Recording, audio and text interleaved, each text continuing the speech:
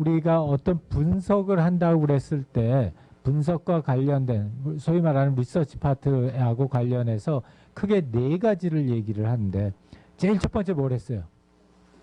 제일 첫 번째 뭐에 대해서 분석을 했어요? 사용자.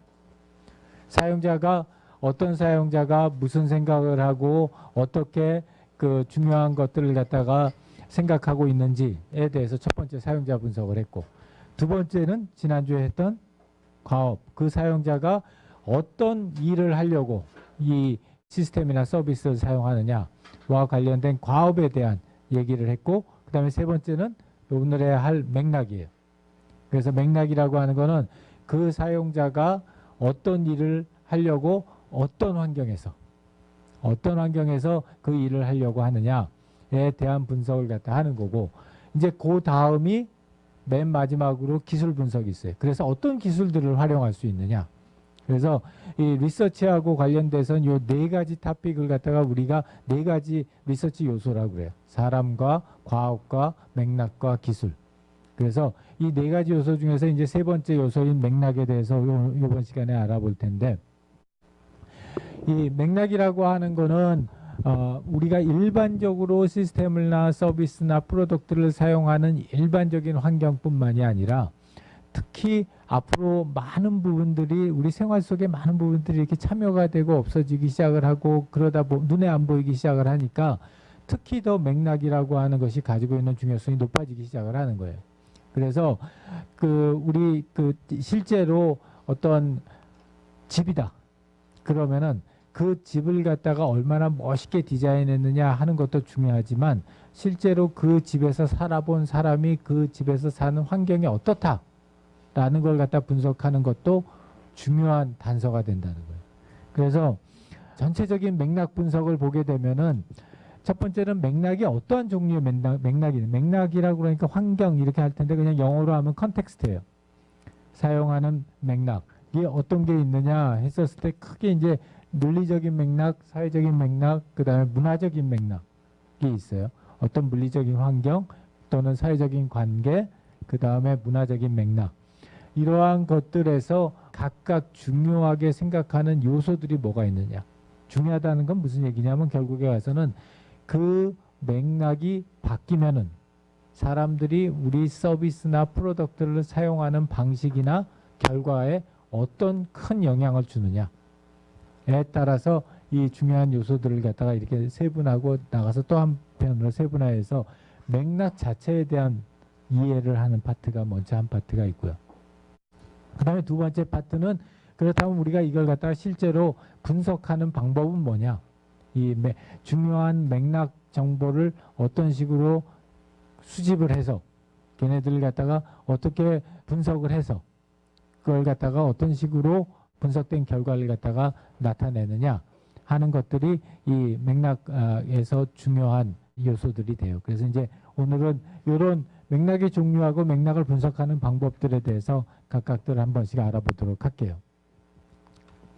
자, 그래서 사용 맥락이 중요하다라고 하는 거는 뭐 여러 가지 의미에서 사용 맥락이 점점 더 중요해졌는데 첫 번째 가장 큰 이유 중에 하나는 이동용 기기들, 모바일 기기들이 많아졌다는 거예요. 그래서 옛날에는 메인프레임이라고 하는 거는 어땠어요?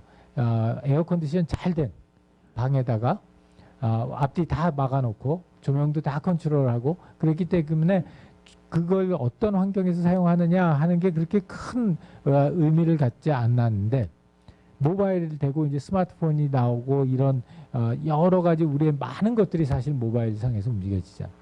그러다 보니까 환경이 다양해진 거예요. 환경이 다양해지니까 한편으로 좋은 점이 뭘까? 여러 가지 환경에서 사용할 수 있다. 여러 가지 정황에서 사용할 수 있다. 좋은 점은 우리 프로덕트나 서비스를 디자인하는 사람들 입장에선 많은 우리 인생의 많은 부분들에서 그 제품이나 서비스를 사용할 수 있는 기회가 넓어졌죠. 그러니까 옛날에는 버스 안에서 못했잖아, 인터넷을. 근데 이제는 버스 안에서 스마트폰 가지고서 인터넷을 한단 말이야. 애니팡 게임을 하던. 그러면서 우리가 24시간 중에서 서비스를 제공하고 프로덕트를 사용할 수 있는 기회가 훨씬 늘어난 거예요. 그리고 그게 이 다양한 맥락에 따라서 다른 용도로 다른 서비스로 전환돼서 제공될 수 있다는. 옛날에는 OS가 이제 대표적인 케이스인데 오퍼레이팅 시스템 같은 경우에 하나가 자기가 마켓에서 도미넌스 하면은 모든 다른 애들들 다 없앨 수가 있어요. 왜냐? 오직 하나가 한 모든 제네릭한 환경에서 다 쓰니까. 근데 이제는 어떻게 됐냐면 환경이 다변화되니까 그 환경에 맞는 거기에 특화된 서비스나 제품들이 더 많이 나올 수 있는 기회가 생긴 거예요. 그렇다는 거는 뉴 엔트리를 하는 입장에서는 훨씬 더 다양한 비즈니스의 기회가 있다는 거죠. 그게 장점인데 반면에 단점이라고 한다면은 굉장히 다양한 컨텍스트를 갖다 우리가 고려를 해야 되고 그러한 다양한 컨텍스트에서 우리 제품들이 어떻게 사용될 수 있는지에 대한 분석이 들어가줘야 된다. 그래서 이제 분석에 대한 필요성이 더 많이 늘어났다는 거고 또 하나는 이제 우리 그 기술적인 측면에서 본다면은 예전에는 맥락이 중요하다는 걸 알고 있었지만 그게 어떻게 우리가 맥락에 대한 정보를 갖다가 수집할 수 있느냐 하는 또 그리고 그 맥락 정보를 갖다 어떻게 해석할 수 있느냐라는 거에 대한 기술적인 뒷받침이 안 됐댔어요. 그래서 맥락이 중요하다는 걸 알지만 그걸 적극적으로 활용하지 못했는데 이제 최근 들어서는 기술적으로 발전했고 또 네트워크가 상당히 좋아졌기 때문에 우리가 중요하다고 생각하는 맥락 정보들을 갖다 충분히 캐치해 가지고 우리가 그걸 갖다 모니터링 할 수 있고 또 그것들 갖다 충분히 빠른 시간 내에 분석할 수 있는 이제 여건이 됐어요. 또 그걸 갖다 활용할 수 있는 여건도 됐고 그렇기 때문에 이런 뭐 그 맥락을 갖다가 이용하는 여러 가지 서비스들이나 제품들이 가능해진 거예요. 그래서 우리 연구실 같은 경우에도 보면은 이 맥락 정보를 가지고 우리 그 과학재단이라고 하는 곳에서 수주를 받아서 연구를 갖다가 벌써 2년째를 해요. 2년째를 하는데 이제 우리 연구실에서 하는 연구도 간단하게만 설명하자면은 어떤 맥락 정보를 갖다가 제공했었을 때 사람들로 하여금 이건 이제 우리 그 아까 소셜 이노베이션하고 좀 관련이 있는 건데 사람들로 하여금 다른 사람들을 도와주게 만들 수 있을까? 인터넷상에서. 그래서 이제 그걸 이름을 갖다가 그 착한 사마리아인 그래서 그 이펙트라고 굿 사마리탄 이펙트라고 하는 용어를 만들었어요. 용어를 만들어서 그러면 이런 맥락 정보를 어떻게 제공해 주면 생면부지에 다른 사람들이 그 다른 사람들에게 다른 반대급부 없이 기꺼이 도와줄 수 있게 만들 수 있을까?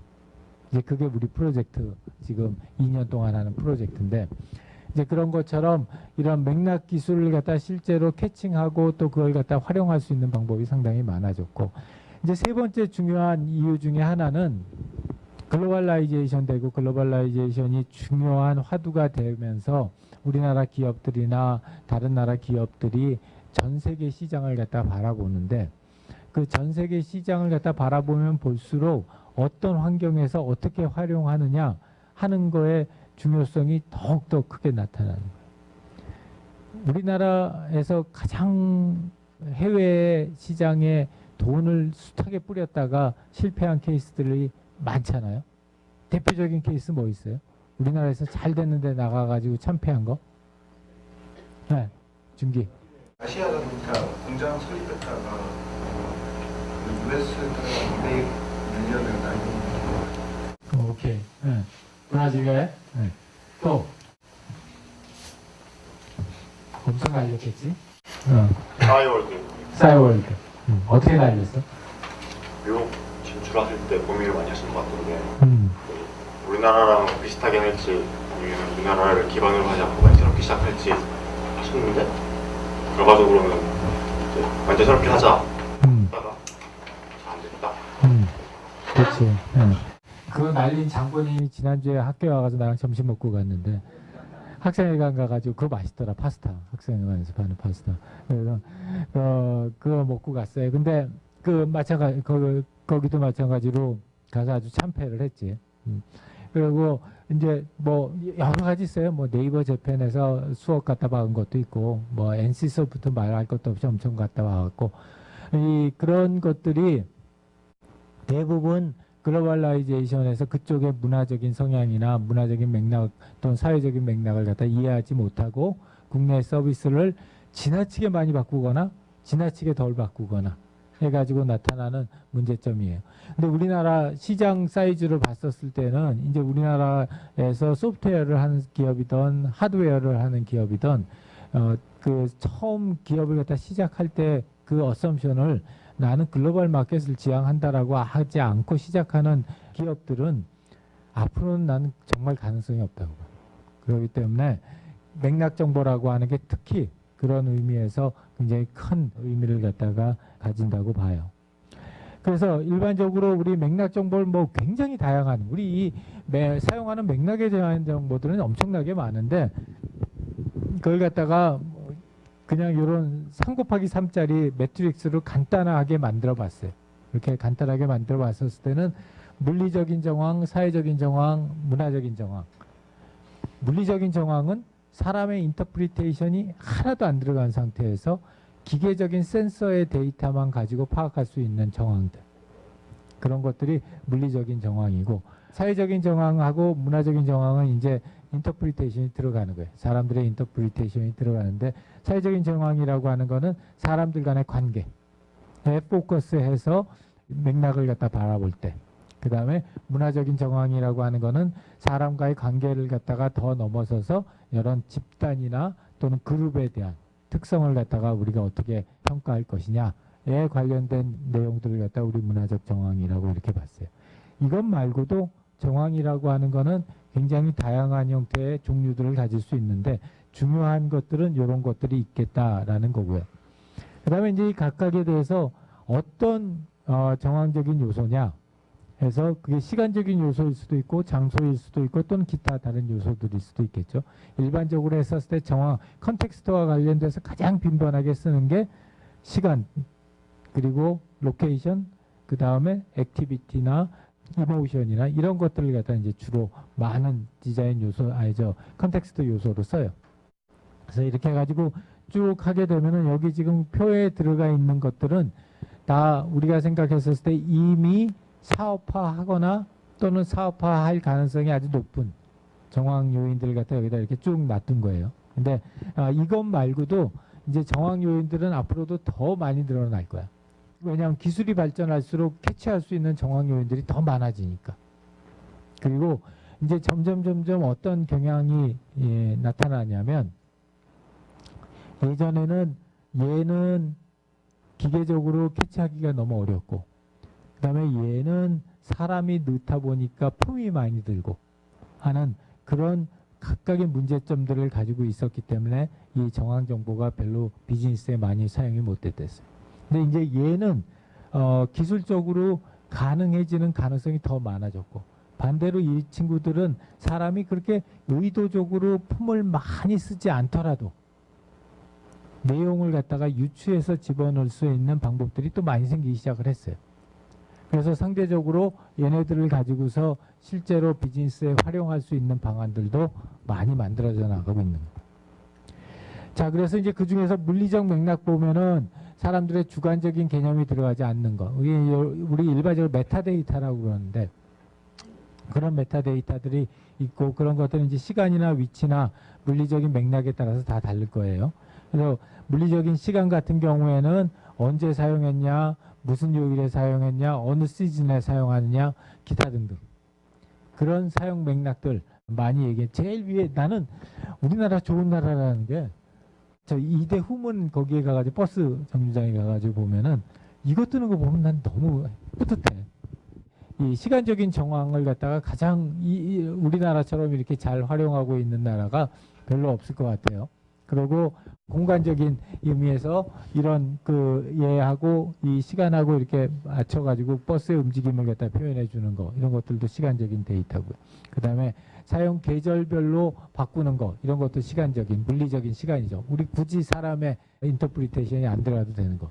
어떤 게 있을까? 또 물리적인 시간을 고려한 서비스 프로덕트들. 정욱이. 비슷한 것 같은데 지하철에서 잠을 편하게 자고 내가 내일이 알려줄 수 있는 그 어플리케이션도 사용 시간에 따라 운전 시간을 조절해서 사용자에게 좀 편안함을 제공한 서비스의 한 예라고 생각합니다. 그렇게 되겠지. 그래서 특히 이제 그게 공간하고 또 연관이 된다면은 더 재미있는 어플이 만들어지겠죠. 예. 그 또요. 소연이.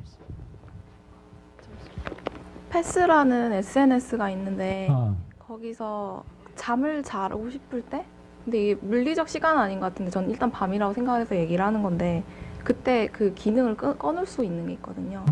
그래서 근데 좀 얘기하고 나니까 물리적 시간이랑 아주 맞는 건 아니에요.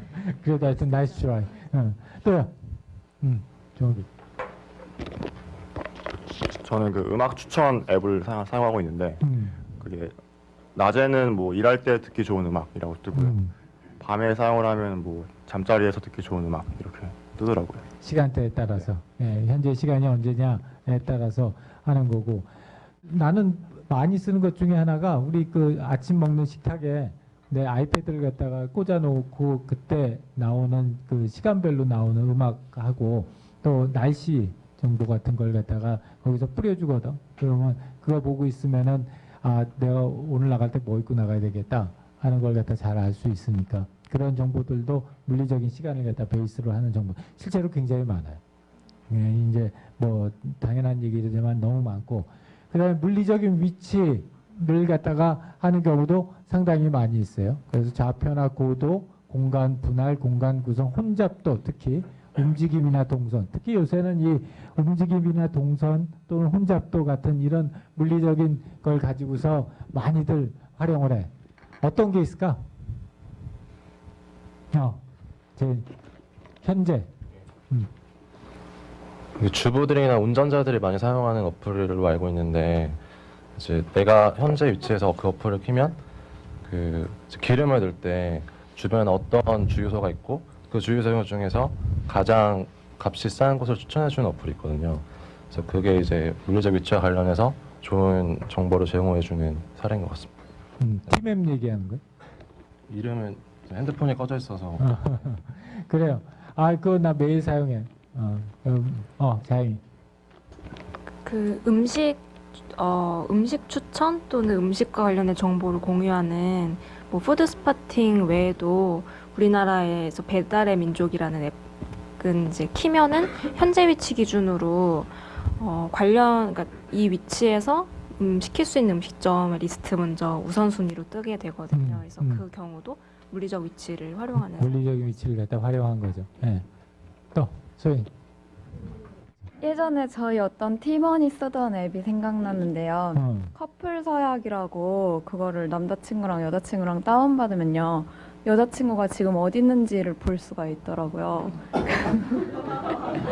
근데 또 그거를 반대로 남자친구가 어디 있는지도 볼 수 있는 거지. 네, 볼 수 있는데 또 막 뛰는 놈 위에 나는 놈 있다고 그럼 그거를 속일 수 있는 어플도 있대요. 그래서 그 물리적인 정보를 갖다 이용하는 아주 좋은 서비스죠. 또요.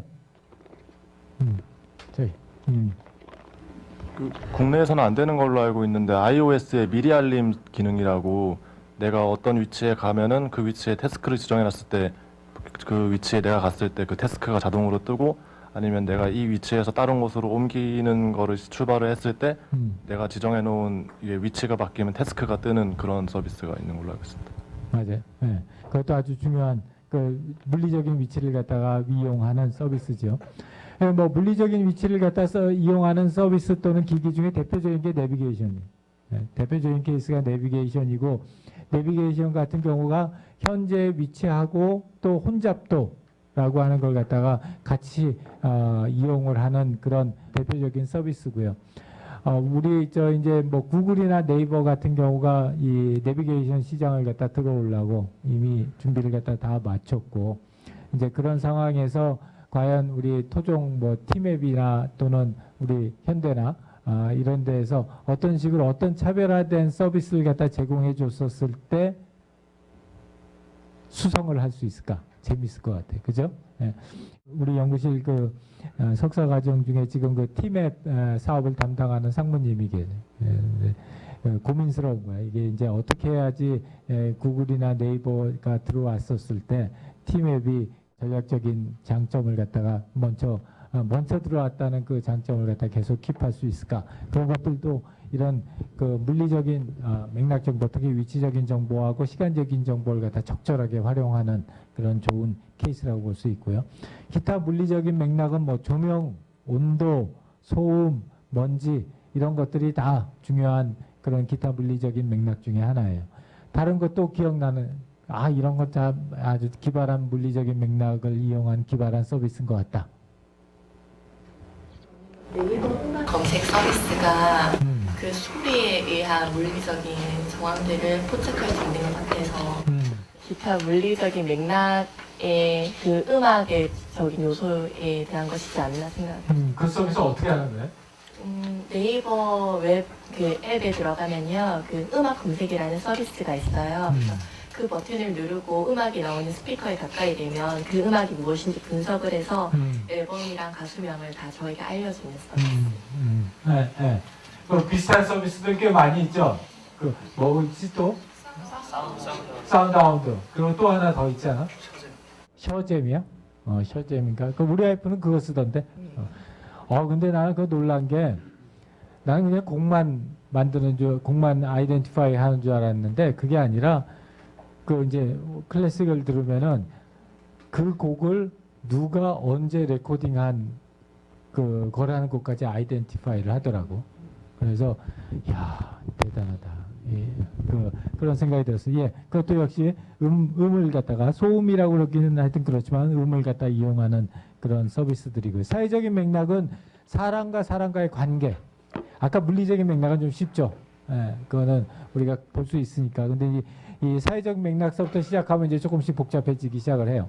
그래서 이거는 그 사람이 다른 사람들과 어떤 관계 속에서 있느냐 하는 맥락을 갖다 가지고서 이 서비스나 프로덕트에 이용하는 거고요. 역시 사회적인 시간, 사회적인 위치, 사회적인 맥락들이 있는데 예를 들어서 사회적인 시간이라고 하는 거는 이게 뭐 시간이 무지하게 바쁜 지금 때냐 아니면 좀 한가로울 때냐 라든지 아니면 내가 이게 상당히 중요하게 일을 해야 되는 시간이냐 아니면 좀 릴렉스 해가지고 쉴 수 있는 기간이냐 이런 것들에 따라서 달라진다는 거고요. 그 다음에 사회적인 위치 맥락은 좌표나 이런 것 말고 그런 중요한 몇 가지 사항들을 갖다가 고려할 수 있는 예를 들어서 제일 대표적인 것 중에 하나가 프라이버시 같은 거. 그러니까 이게 내가 프라이버시를 지금 보장받을 수 있는 장소냐 아니면 프라이버시가 보장이 안 되는 장소냐 이런 거에 따라서 우리 제공하는 서비스나 또는 프로덕트의 종류가 달라질 수 있다는 거예요. 그래서 어떤 게 있을까? 프라이버시. 네, 지금 저희 수업에서도 그렇지만 뭐 도서관이나 혹은 이런 수업 시간에서 바로 핸드폰으로 무음 모드 할 수 있는 하는 기능이 있는 게 아무래도 이런 프라이버시라든지 이런 걸 고려해 주는 거라고 생각합니다. 그것도 한 가지 중요한 예일 것 같고. 스루. 저는 정확한 예인지 모르겠는데 일단 갤럭시에서 스마트폰으로 음악 플레이어를 틀다가 이제 이어폰을 꽂아서 보통 듣게 되잖아요. 근데 이어폰을 뽑게 되면 그 공공장소인 경우에 좀 피해를 주는 경우가 생기는데 그 이어폰이 뽑아지면 자동으로 음악이 일시정지되는 기능이 있어서 그런 게 되게 유용했던 기억이 있습니다. 그거 그런 서비스가 좀 그게 이제 자기가 퍼블릭한 데 있는지 프라이빗한 데 있는지를 갖다가 인식할 수 있으면은 정황적으로 더 좋은 그 사회적 정황을 갖다가 이용한 서비스가 되겠죠. 그게 그 특허권 가지고 열심히 싸우고 있는 항목 중에 하나인데 중요한 서비스 중에 하나예요. 또요. 정민이. 네. 저는 프라이버시 하면은 그냥 아까 순간적으로 떠오른 거는 왜 우리가 친구 맺는 일촌 맺기라든지 아니면 차단 기능 이런 거 있잖아요. 그런 게 생각이 났어요. 그런 게 아무래도 프라이버시와 관련된 맥락에 대한 그걸 고려한 기능 같은데 제가 헷갈리는 게 사회적 맥락도 시간과 장소로 나누잖아요. 근데 이런 친구 차단, 그러니까 차단 기능 같은 거는 프라이버시는 맞는 것 같은데 이게 장소적 맥락인가? 그런 게 좀 궁금하네요. 우리가 이제 장소를 갖다 나눴을 때 그 장소를 갖다가 플레이스를 보느냐 스페이스를 보느냐에 따라서 상당히 달라져요. 그러니까 그게 무슨 말이냐 하면은 사람들이 똑같은 자극을 받을 때에도 그게 어떤 플레이스라고 하는 거는 의미가 들어간 거예요. 사회적인 의미가 들어간 것들. 그래서 예를 들면은 내가 똑같은 그 통화를 할 때도 결혼식장에서 통화하느냐 아니면 장례식장에서 통화하느냐에 따라서 다르거든. 근데 그런 이 장소가 지금 결혼식장으로 쓰였느냐 장례식장으로 쓰였느냐 가끔 가다가는 똑같은 로케이션이 그러니까 스페이스가 똑같은 건물이 어떨 때는 아침에는 장례식장으로 쓰이고 저녁에는 결혼식장으로 쓰일 수 있거든. 이제 그렇게 됐었을 때는 우리가 시간에 따라서 움직여지는 그 장소의 의미를 가지고서 그런 플레이스라고 하는 개념으로 써요. 그리고 이제 그것도 공간적인, 비록 물리적인 공간은 아니지만 의미적인 공간으로 공간적인 정황으로 써. 그래서 옛날에 우리 연구실에서 했던 그런 연구 중에 하나가 그런 의미적인 플레이스들을 갖다가 사람들에게 어떻게 사이버상에서 전달해 주느냐, 정확하게 전달해 주느냐 하는 거에 대한 연구를 갖다 진행을 한 적이 있어요. 자, 그것 말고도 뭐 프라이버시랑 관계된 여러 가지 요소들, 재밌는 요소들이 많이 있고, 요 그림은 요거는 우리 그 저기에 있는 지하철역에 있는 디지털 뷰 그 그림이에요. 그래서 이 디지털 뷰 같은 경우에 아주 대표적인 퍼블릭 스페이스에 있는 그런 애플리케이션 또는 서비스 또는 기기이기 때문에 여기서 보이는 거랑 그 다음에 자기 핸드폰으로 똑같은 어플을 갖다 받았을 때 보이는 거랑은 당연히 달라지겠죠. 그래서 그런 점들을 갖다 차이를 갖다 둬야 된다라는 거고, 기타 사회적인 맥락으로는 뭐 계층 구조라든지 업무 분담이라든지 권력이라든지 또는 표준이라든지 이런 것들이 많이 쓰여지고요. 마지막으로 이제 문화적인 맥락이라고 하는 거는 어떤 집단이 가지고 있는 공통적인 특성들. 그래서 그게 그 집단을 갖다가 나누고 다른 집단과 구분되게 만드는 공통적인 습성들을 얘기를 하고, 제일 많이 얘기하는 시간적인 문화적 맥락에서는 타임 퍼셉션하고 타임 오리엔테이션 두 가지를 많이들 얘기를 해요. 그래서 이 타임 퍼셉션이라고 하는 거는 내가 한 번에 한 가지 일만 하냐 여러 가지 일을 하느냐, 또 타임 오리엔테이션은 내가 과거 얘기들을 갖다 주로 하느냐 미래에 대한 얘기들을 주로 하느냐 하는 것들이 이제 중요한 문화적 맥락이라는 거예요. 그래서 이게 어떤 집단에 따라서 또는 나라에 따라서 어떤 나라 백성들은 또는 어떤 집단의 사람들은 과거지향적인 얘기들을 많이 하고 거기에 좀 더 초점을 맞추고 어떤 사람들은 미래지향적인 걸 갖다 좀 더 맞춘다 하는 거고요.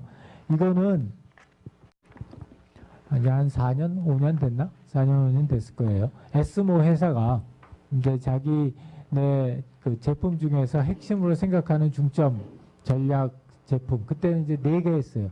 지금 생각하면은 꽤 잘 찍었어, 4개를. 첫 번째가 스마트폰이었고, 두 번째가 LCD TV, 그 평면 TV, 그 LCD TV였고, 그 다음에 세 번째가 그 양쪽 문으로 열어지는 양쪽 문 냉장고였고, 그 다음에 이제 네 번째가 MP3 플레이어였는데, MP3 플레이어만 가고 나머지 세 개는 아직 서바이브 하잖아요. 그래서 그 4가지 자기네 중점 사업 품목에 대해서 자기네 거점, 중점으로 하고 있는 거점 나라에 사람들이 어떤 문화적인 성향을 가지고 그 제품들을 사용하느냐라는 걸 갖다가 한번 파악해서 우리 그 나라에 또는 그 시장에 나가는 제품들은 이런 UX 퀄리티를 맞춰서 나가야 된다라고 하는 그 컬처럴 UX KPI라고 하는 프로젝트였댔어요. 2년 동안 했는데 2년 동안 하면서 뭐 인도에 가서 한 달 살고, 프랑크푸르트에 가서 한 달 살고, 샌프란시스코 가서 한 달 살고, 일본 가서 한 달 살고, 좋은 점 마일리지가 많아져가지고 또 나쁜 점 중에 하나는 내가 지금 어느 시간대에 있는지 헷갈릴 때가 있어. 막 이렇게 같은 방향으로 돌아야 되는데 이쪽 돌다가 저쪽 돌다가 이러면은 내가 지금 어느 시간대에 살고 있나 뭐 이런 생각이 들 때가 있는데, 그 한 2년 동안을 해서 아직은 대회비여서 릴리즈는 못하지만 에스모 전자가 이제 제품을 갖다가 만들 때에는 그 나라 어떤 예를 들어서 그게 독일향이다. 독일향의 스마트폰을 만든다. 그러면은 독일향 스마트폰에서는 문화적인 특성이 요런 문화적인 특성이 있기 때문에 거기에 디자인은 요런 것들을 갖다가 바꿔줘야지 그 나라의 사람들이 중요하게 생각하는 UX 팩터 그게 다 달라요. 나라마다 다 다른데 그 나라 다른 사람들이 생각하는 UX 팩터에 맞추는 이런 제품을 만들 수 있다. 해서 그걸 갖다가 아이템아이즈를 하고 그걸 패스를 갖다가 하도록 그렇게 제품 디벨롭하는 사이클을 갖다가 만들었어요. 그래서 이제 그게 아주 큰 프로젝트였는데 한 2년 동안 한 큰 프로젝트였고 그래서 이제 그걸 통해 가지고서 이 문화적인 성향이 달라지면은 그게 핸드폰이나 이 LCD TV나 냉장고나 MP3 플레이어의 디자인에 어떤 영향을 미치는지 이런 거에 대한 영향을 봤는데 이제 그 중에 하나가 이 타임 퍼셉션 한 번에 한 가지만 하는 나라 백성들이냐 한 번에 여러 가지 하는 나라 백성들이냐에 따라서 달라진다는 거예요. 그래서 여기에 보게 되면은 미국 같은 경우에는 전반적으로 모노크로닉한 성향이야. 그러니까 한 번에 한 가지 일을 하는 사람들이야. 반면에 인도는 상당히 폴리크로닉한 그런 문화를 가지고 있어요. 그리고 제품에 따라서도 이렇게 차이가 나요. 그래서 내가 예를 들어서 MP3 플레이어나 스마트폰을 갖다가 하는 경우하고 냉장고나 TV를 갖다가 하는 경우하고 상당히 큰 차이를 갖다 이렇게 보여요. 그래서 여기에 맞춰서 각각 그 제품이나 서비스를 갖다 디자인해야 된다. 그래서 이 문화적인 맥락이 중요하다라는 거예요. 이게 제품의 성격 또 그 사람들이 속해져 있는 문화의 성격에 따라서 제품이 바뀌고 중요한 UX 팩터들이 바뀐다. 이것뿐만이 아니라 이제 과거를 갖다 더 중요하게 생각하느냐, 미래를 갖다 더 중요하게 생각하느냐 하는 것도 굉장히 큰 차이가 있고, 특히 이제 러시아 같은 경우에 굉장히 큰 차이가 있고요. 그 다음에 위치적인 문화 맥락 같은 경우에는 권력거리. 그래서 사람들이 파워 디스턴스라고 그러는데, 사람들이 다른 사람들과 내가 불평등하다는 걸 얼마나 기꺼이 받아들이냐에 따라서 권력거리가 있고, 우리나라는 권력거리가 굉장히 좁은 나라예요. 그래서 우리나라는 누가 나보다 태생적으로 더 잘났다는 걸 도저히 못 받아들이는 나라예요. 참 희한한 나라예요, 우리나라가. 그리고 그게 뭐 굉장히 좁은 나라를 들어라 그러면 큰 나라를 들어라 그러면 중국 같은 경우에 또는 인도 같은 경우에는 굉장히 커요. 그런 권력거리가. 그리고 개인주의, 집단주의, 개인의 가치가 중요하냐, 집단의 이익이 중요하냐 이런 것들. 그리고 남성주의, 여성주의 이런 것들에 따라서도 굉장히 큰 차이가 있다는 걸 발견했어요. 이게 권력거리고 이게 개인주의, 집단주의. 그 다음에 이게 남성적 문화, 여성적 문화예요. 이제 UX를 하는 게 우리 준식이 어디 갔지? 그 이제 준식이가 질문했던 것 중에 하나가 UX나 HCI를 갖다가 하는데 과연 컴퓨터 사이언스 하는 사람 어떤 공헌을 할 건지 딱 잡히지. 그 기술로 만들어내야 되니까. 그다음에 디자인하는 사람들도 무슨 컨트리뷰션 할 수 있는지가 눈에 딱 잡힌다고. 그래서 그려내야 되니까, 비주얼라이즈 시켜줘야 되는. 근데 인문사에는 도대체 무슨 컨트리뷰션을 할 수 있을까? 이제 이런 고민들을 갖다가 많이들 해요. 그래서 준식이도 그때 컨퍼런스 갔다 가지고 이제 그런 고민들을 한다고 그랬는데, 이제 이런 요인들을 보게 되면은 우리가 UI, GUI 이런 거에 머물러 있었을 때는 사실은 인문사회가 할 수 있는 일이 그렇게 많지 않았대요. 반면에 이제 그게 인터랙션, 그 커뮤니케이션 디자인을 떠나서 이동하고 그게 익스피리언스 디자인으로 진화하기 시작하면서는 이 인문사회 쪽, 경영학 쪽 이런 쪽에 대한 컨트리뷰션이 굉장히 많아진 거예요. 왜냐? 첫 번째, 전략적인 요소들이 굉장히 많이 들어왔거든요, 이제. 이래서 실제로 서비스를 만들고 상품을 만드는데 어떤 전략적인 요소들이 중요한 역할을 하느냐, 왜 그게 중요하냐, 이런 것들을 갖다 생각할 수 있는 그런 중요성이 굉장히 높아졌고, 그 다음에 두 번째는 컨셉츄얼라이제이션 하는 거, 개념화하는 거. 우리가 소위 말하는 말장난, 나 되게 싫어하는 건데, 이 말장난이라고 하는 게 그냥 장난을 치면 말장난인데, 실제로 중요한 컨셉을 찾아내서 그게 디자인 또는 기술로 어떻게 구현될 수 있느냐까지 연결할 수 있으면 이건 말장난이 아니거든.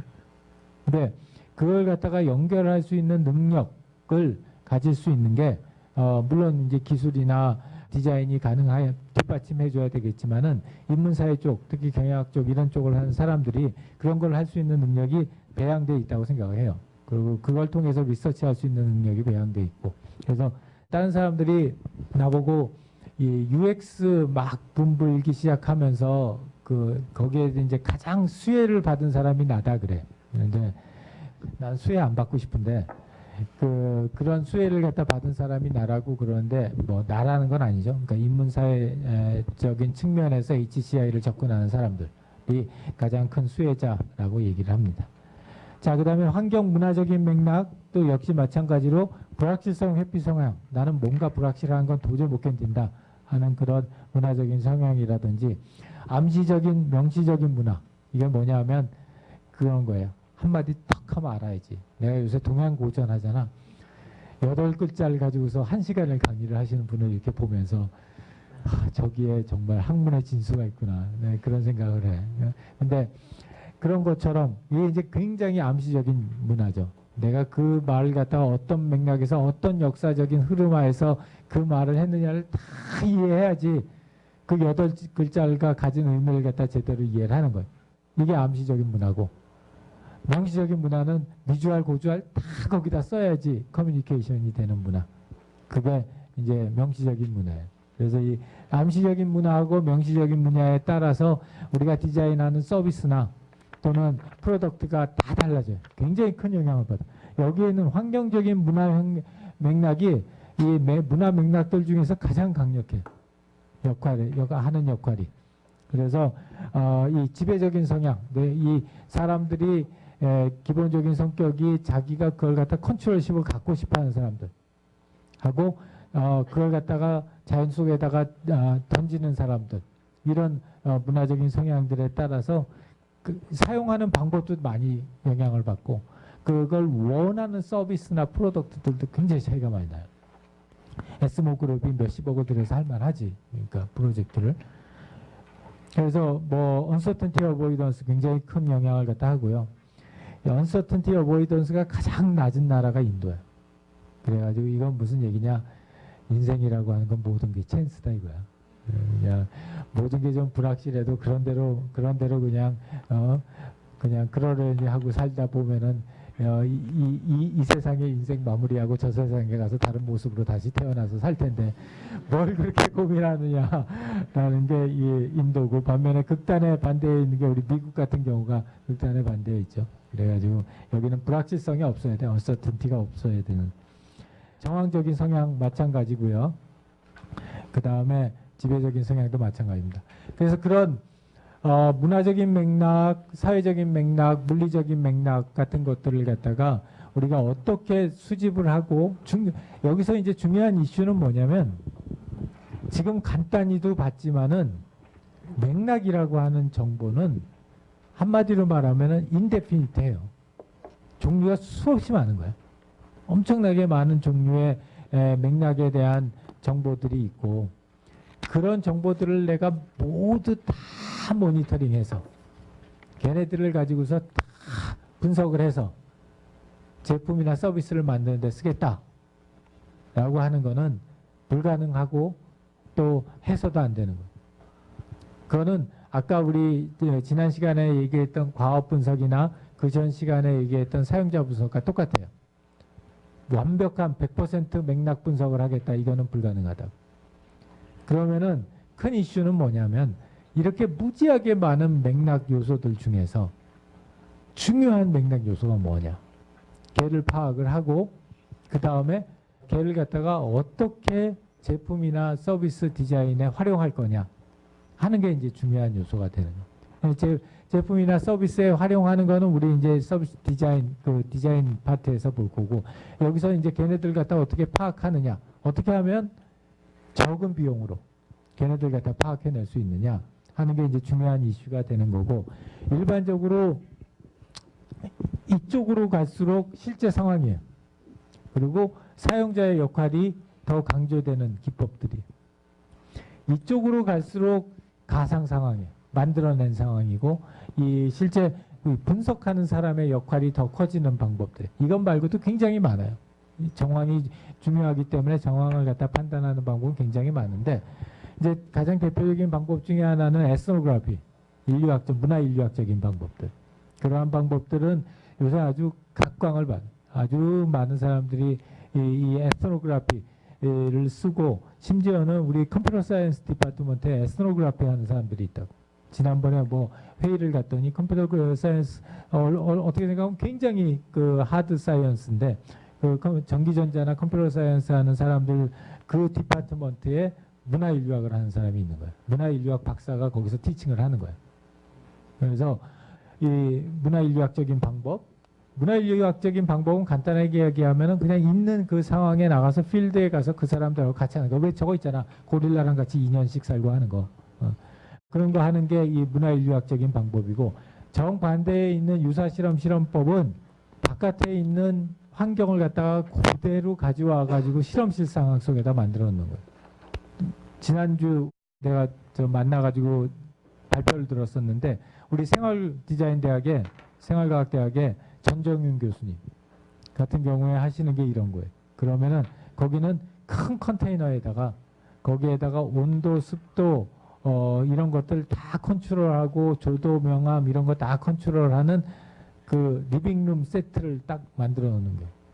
그런 거 같은 경우가 이 유사 실험 내가 실제 상황에 가게 되지 못하니까 그것들 갖다 가져와서 실험실 내에서 하겠다는. 장단점이 있어요. 큰 그림을 볼 때는 이게 좋아. 그래서 어느 게 얼마만큼 중요한지 이런 디테일로 들어가기 전에 뭐가 중요한지 이런 것들을 파악할 때는 이 에스노그래피 방법이 좋아요. 반면에 얘의 문제점은 뭐냐면 정밀하기는 큰 거는 잘 잡는데 정밀하게 가서 그럼 걔를 갖다가 얼만큼 바꿔줬었을 때 얼마만큼의 효과가 나느냐를 측정하는 데는 영 잼뱅이야. 그건 이제 이쪽으로 와야 돼. 이쪽으로 오게 되면은 내가 예를 들어서 이 강의실에 있는 조도를 룩스를 100을 갖다가 얹었을 때 학생들의 스트레스 레벨이 얼마나 몇 도 정도 바뀌느냐를 갖다가 측정할 수 있는 건 이쪽 방법이라고. 그래서 어느 게 제일 좋은 방법이고 어느 게 나쁜 방법이다 이런 거는 없어요. 내가 지금 사용하려고 하는 걸 어떻게 사용 목적에 맞춰서 얼마나 적절한 방법을 갖다가 선택하느냐 또는 융합해서 사용하느냐 하는 게 중요한 이슈들이고 그래서 문화인류학적 방법론 있고 자가 모니터링은 실제로 그 상황을 갖다가 우리가 만들지 못하니까 가가지고 그걸 갖다가 할 수 있게 실제 사용자에게 어떤 미션을 주고서 그걸 갖다 하도록 하는 거예요. 그래서 제일 많이 쓰는 방법 중에 하나가 컬처럴 프로브라고 하는 걸 많이 써. 이거는 이제 어떻게 하는 방법이냐면 이런 도구들을 줘요. 이런 비닐박스에. 뭐 요새는 그 일회용 카메라, 디지털 카메라 같은 거라든지 지도라든지 뭐 투두리스트라든지 이런 걸 갖다 주고서 그 사용자들한테 요걸 가지고 가서 2달 동안 뭐 일주일이나 뭐 2주일이나 이런 동안에 자기가 요런 미션을 갖다 수행하게 만드는 컬처럴. 그래서 이제 문화를 탐색한다라는 의미로 사용을 갖다 하고요. 그래서 책도 있어요. 책 한 권짜리도 있고. 이런 컬처럴 프로브 같은 경우에 이제 우리 연구실에서 사용했던 것 중에 하나는 저런 거 할 때 좋아. 이게 컬처럴 프로브가 어느 때 좋냐면은 그 환경에 못 갈 때. 남의 집 침실이면 못 들어가잖아. 못 들어가니까 예를 들어서 그 자기 그 방에서 자기 침실에서 왜 사람들이 예를 들어서 소셜 네트워크 서비스를 갖다 사용하느냐 또는 메신저를 사용하느냐 이런 것들 분석을 갖다 할 때 내가 그 방에 못 들어가니까 사람들한테 그런 그 컬처럴 프로브 하는 태스크를 주고 이런 상황이 발생했었을 때 이렇게 리포트 해라 또는 이렇게 키핑해라 라는 그런 태스크를 갖다 주는 게 이런 서비스들이에요. 이런 분석 방법들이고 유사실험법은 아까 얘기했죠. 그래서 이 맥락 수집하는 절차는 책을 보면은 자세히 나와 있는데 여기서는 중간에 있었던 모니터링법하고 컬처럴 프로브를 갖다 이제 중점적으로 설명을 하고 있어요. 그래서 핵심 맥락 요인을 선정하는 방법, 그 다음에 그걸 갖다가 어떻게 보고하는지 보고하는 문항들을 확정하는 방법, 그 다음에 모니터링 요원을 갖다 선발하고 예비 테스트하고 본 테스트하고 사후 미팅하는 이런 이제 순서를 통해서 쭉 해요. 이 프로젝트 방법론은 우리 연구실에서 언제 사용을 했었냐면 데이터 서비스들 처음 나왔을 때, 모바일 데이터 서비스들 처음, 지금은 뭐 너무나 일반적으로 많이 쓰고 있지만 옛날에 처음 그 모바일 데이터 서비스들이 나왔을 때 문제점이 뭐였냐면 우리가 그 사람 쫓아가는 대로 다 쫓아갈 수가 없으니까 그 사람들이 어느 시점에서 어떤 걸 갖다가 할 때 왜 그걸 쓰는지에 대해서 디테일한 정보는 알고 싶은데 그 환경적인 요소들을 갖다가 알 수 있는 방법이 별로 없어서 그때 그 통큰 S 모 회사가 그 S는 앞에 아까 얘기했던 S랑 다른 S다 이제 봤더니 그 S 회사가 핸드폰을 갖다 80대인가를 사서 그 사람들한테 80명인가를 갖다가 리크루팅을 해가지고 2달 동안 쓰게 했어요. 그 통신 비용 다 대주고 2달 동안 다 쓰게 해주고 조건이 뭐였냐면 아까 그 컬처럴 프로브처럼 이제 서버에서 메시지를 남겨서 딱 어떤 시점 어떤 이벤트가 생겼을 때 그때 이제 태스크 메시지가 가. 지금 어떤 환경이 있냐 라는 거에 대한 텍스트 메시지가 가고 그거에 답변하는 거를 통해 가지고 사용하는 정황을 갖다가 사용하는 컨텍스트를 파악하자는 프로젝트였댔어요. 그래서 80명을 갖다 이제 쫙 나눠주고 나서 두 가지 종류의 정보를 갖다가 받았는데 하나는 지금처럼 얘기하는 것처럼 어떤 특정 시점이 됐었을 때 정기적으로 이렇게 리포트하는 정황 정보들. 뭐 그러니까 일주일에 하루에 2번씩 몇 시하고 몇 시에 지금 있는 사용 정황을 갖다가 얘기해라 하는 방법이 하나 있었고 하나는 무작위로 특정한 아무런 그 규칙 없이 그 시점에 이렇게 문자를 날려가지고 답변하는 그런 게 하나 있었고 그 다음에는 그거랑 병행해서 했던 게 지금 생각하면은 굉장히 어려운 얘기긴 하지만 그때는 무식했으니까 가능했는데 그 이제 통신회사에 가면 게이트웨이 서버가 있는데 그 게이트웨이 서버에 가가지고 거기서 나오는 그 막 몇 기가짜리 그 정보를 갖다가 다 마이닝을 해가지고 거기에서 그 해당 번호들에 나오는 사용자들의 트랙을 갖다 다 트래킹을 했어요. 그래가지고 말하자면 도청을 한 거지. 근데 통화 내용을 도청한 건 아니고 로케이션만. 로케이션과 그때 발생하는 이벤트들. 그러니까 뭐 문자를 날렸다, 전화 통화를 갖다 했다, 사진을 찍었다, 뭐 이런 그 이벤트들을 갖다 다 모아가지고 그거 가지고서 DB를 만들었어요. 그래서 우리나라 사람들이 스마트폰을 갖다 사용하는 정황은 주로 이런 정황에서 이렇게 사용한다라는 걸 갖다 만들었을 때 사용했던 기법이에요. 그래서 이런 방법들을 갖다 쭉 활용을 했고요. 이런 그 맥락 자료 분석하는 절차는 크게 3단계로 돼요. 이게 물리적인 맥락이든 사회적인 맥락이든 문화적인 맥락이든 3단계를 거쳐서 맥락 정보를 분석하는데 첫 번째는 개별 사용자, 인디비주얼들의 그 사례를 기초로 한 맥락 모형. 이 첫 번째고 두 번째는 걔네들을 가지고 취합한 전체 모형. 이 두 번째고 세 번째는 그런 모형들 간에 비교하는 비교표를 만드는 거까지가 이 3단계예요. 그걸 갖다가 물리적인 맥락에다가도 하고 사회적인 맥락에다가도 하고 문화적인 맥락에다 해요. 각각 사용하는 양식이나 이런 거는 다 다른데 기본적인 단계는 똑같아요. 개인이 어떤 맥락에서 사용하는지 하는 맥락을 찾고 그 다음에 그 맥락을 모아서 통합적인 맥락 분석을 하고 그 다음에 제품을 비교를 해요. 서비스나 제품을 비교를 해서 이 제품 또는 이 서비스를 사용할 때 맥락은 이랬었는데 우리 제품을 사용할 때 또는 우리 서비스를 사용할 때 맥락은 이거다. 그랬을 때 이 맥락적인 차이를 우리가 어떻게 이용을 해서 서비스를 디자인하는데 활용할 거냐 하는 걸로 의견이 돌아갈 수 있게 이런 식으로 해서 분석 절차를 가지고 있고 물리적인 맥락 모형은 예를 들어서 이런 형태의 모습이라면 이게 실제적인 물리적인 모습이겠죠.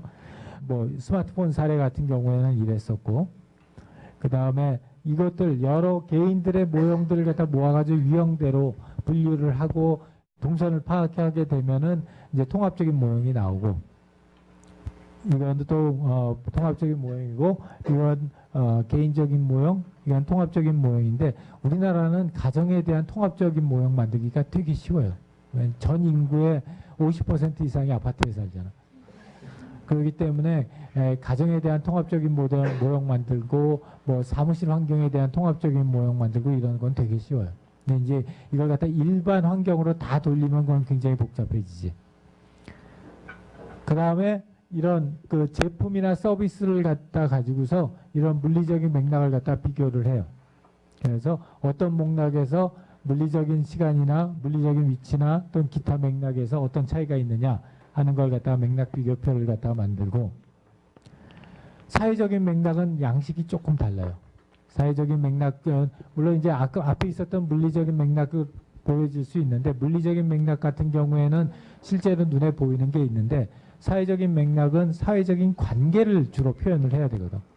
그렇기 때문에 여기에 있는 것처럼 이런 그 어떤 사회적인 영향 요소들, 그리고 걔네들이 얼마나 큰 영향을 미치느냐, 그리고 걔네들이 어떤 방향으로 어떻게 영향을 미치고 어디에서 브레이크다운이 일어나느냐 하는 것들을 갖다 주로 해요. 그래서 이게 이제 사회적인 맥락이고, 사회적인 맥락 요형은 이런 원이나 이런 양식으로 주로들 해요. 이걸 갖다 이제 컨텍스추얼 인콰이리 메소드에서 사람이 주장했던 거를 많이 활용을 하고 있는데, 그것도 마찬가지로 개인적인 사회적 맥락, 스마트폰 같은 경우에 이렇다면은 통합해 놓으면 이렇게 돼요. 더 복잡해지지만 일반화시켜서 비슷한 것들은 합치고 다른 것들은 아이템화이즈 시키는 거예요. 그 다음에 이런 것들 모아가지고 예를 들어서 이건 아이폰 OS하고 윈도우 모바일 OS 비교를 한 건데, 이런 개인적인 맥락과 통합적인 맥락을 비교를 한 다음에 걔네들 가지고 맥락 비교표를 만드는 거예요. 마찬가지로 여기에 있는 것들은 컨텍스트 정보들이고, 그 컨텍스트 정보들이 각각의 제품이나 서비스에 따라서 어떻게 달라지느냐 하는 것들을 분석을 해요. 문화적인 맥락은 뭐 여러 가지 방법으로 사용할 수 있는데, 보통은 이런 핑거프린트 가지고서 많이들 표현들을 하고, 이랬을 때도 개인적인 경우에는 그 한 사람의 문화적인 성향이니까 그 한 사람의 문화적인 성향을 이런 실선으로 표현을 하고, 그 통합했었을 때는 평균하고 어퍼하고 로어 리밋을 가지고서 이런 식으로 해가지고 통합된 모형을 갖다 만들어서 표현을 해줘요. 이거. 그리고 이런 문화적인 맥락을 갖다가 비교를 해서 제품에 따라서 비교를 하거나 또는 어떤 사용 환경에 따라서 비교하거나 해서 비교 환경을 만듭니다. 그래서 결과적으로 요약을 하자면은 맥락이라고 한다는 건 굉장히 중요한 그런 특히 앞으로 더 중요성이 높아질 거고, 그런 맥락 분석을 하는 방법은 뭐 여러 가지 방법이 있지만 이 물리적인 맥락, 사회적인 맥락, 문화적인 맥락이라고 하는 크게 세 가지 점을 첫 번째는 개인적인 차원에서 파악하고, 그 다음에 그걸 갖다 특정 집단으로 또는 문화로 통합을 하고, 그 다음에 다른 서비스 또 다른 제품들 간의 비교를 하는 것까지, 그러니까 우리 3단계로 문화를 갖다가 맥락을 갖다 분석하는 방법이고요. 다음 할 영화는 아일랜드예요. 아일랜드 맥락에 대한 얘기를 하기에 아마 제일 좋은 우리 남학생들이 좋아하는 여배우가 나오는 그리고 프로젝트는 토론 주제하고 프로젝트는 위에 토론 주제 중 하나 택일 하는 거하고 밑에 프로젝트도 선택해 가지고 할 수 있게 했습니다.